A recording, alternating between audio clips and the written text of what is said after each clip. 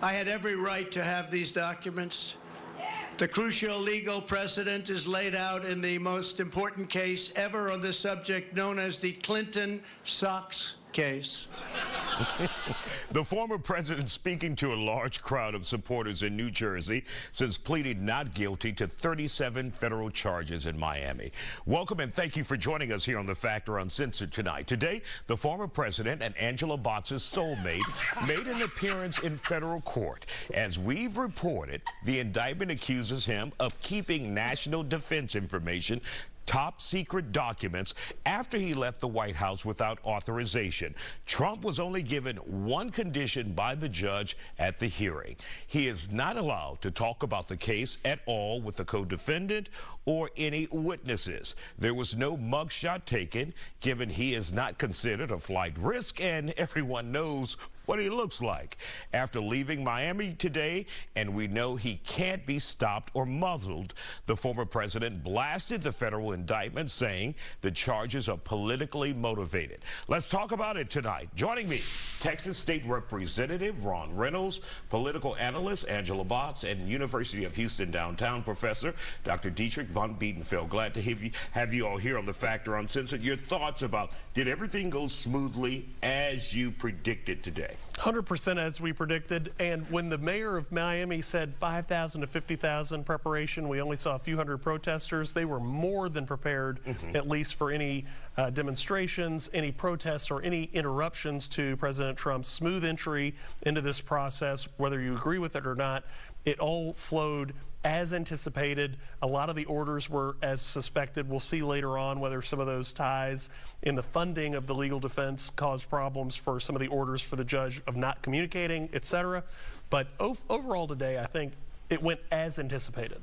Angela, the former president didn't say anything at his hearing as we anticipated or expected. His lawyers did. Two lawyers did all of the talking. Your thoughts on this indictment, this appearance today?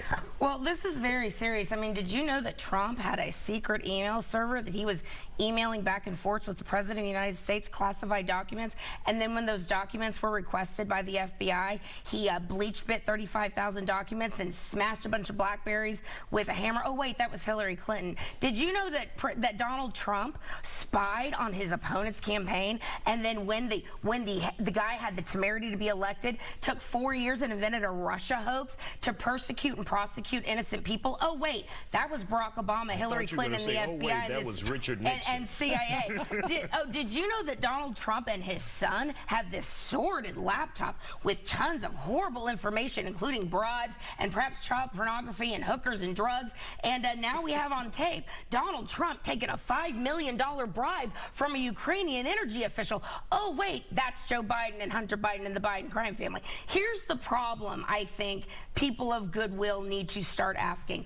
We have a very clear two-tier justice system here. We have one rule for the media, for Democrats, and for the swamp. We have another rule for the American people and Donald Trump. And Donald Trump has always said, in reality, they're not after me. They're after you. I'm just in the way. So what they're doing to Trump, what they're doing to J6 defendants is very simple. They're telling people, don't you dare. Don't you dare question what we're doing. Don't you dare question our military-industrial complex. Don't you dare question our corporations. Don't you dare question these politicians. Don't you dare. And that's what's going on right now. It's awful. State Representative Ron Reynolds, let's hear from you. Isaiah, first of all, I hate Trump's policies, and I despise him as a person, as a despicable human being. But this was a dark day for this country. This was the first time in this country's long storied history that we had an American president appear in court on felony charges. This is serious. This was national security.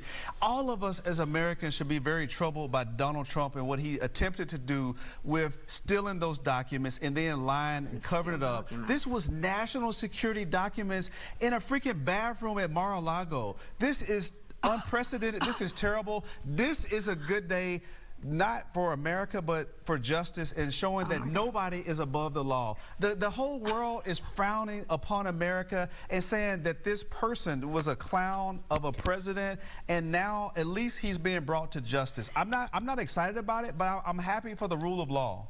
All right, Angela, we'll get to you. Dr. von Biedenfeld, is the world looking at us now saying we're the laughing stock for ever having Donald Trump as president? It's a challenge because many countries have copied our Constitution, so we know that if we fail as a democracy, so many others will. We've talked about before on your show, Pakistan, El Salvador, Honduras, and other places where the judiciary is sort of sidelined in favor of executive power.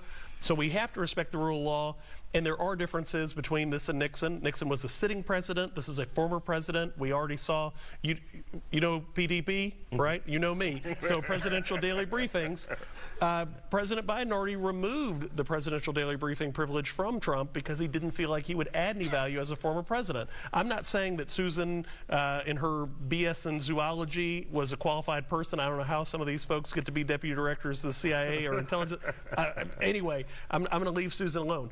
But a lot of the folks that were challenging his access to this national security information, that's the rule of law. And so he's a former president. If President Biden says this is how it is, that's the chief citizen, that's the commander-in-chief, et cetera, we have to respect that. But the flip side is we look like a laughingstock when we go after people with political persecution instead of saying this is a former president, we're going to treat him with dignity in a different way. And we concurrently have to sort of balance that idea of no one is above the law except for Steven Seagal. Great movie. No one is above the law unless you're a Democrat, okay? Oh, That's the no one is above the law unless you're a Democrat. And here's the thing, ladies and gentlemen. If that was Biden, if that was Obama, he would have been under the jail. Excuse me, Obama had classified documents. No, there wasn't a 6 a.m. that's raid a lie. at Brooklyn. No, it is not a lie. Evidence that. No, evidence. Stop talking over me. False news. Obama took classified documents. Trump was working with NARA that he had declassified all these documents. Joe Biden, Hillary Clinton had no right to have classified documents. Not one single thing has happened to them. Ladies and gentlemen, we are not dealing with just political issues anymore. I submit to you, this is a battle of good versus evil. These people are bad people. They persecute and prosecute innocent people because they don't want to lose the system that they have benefited so far from.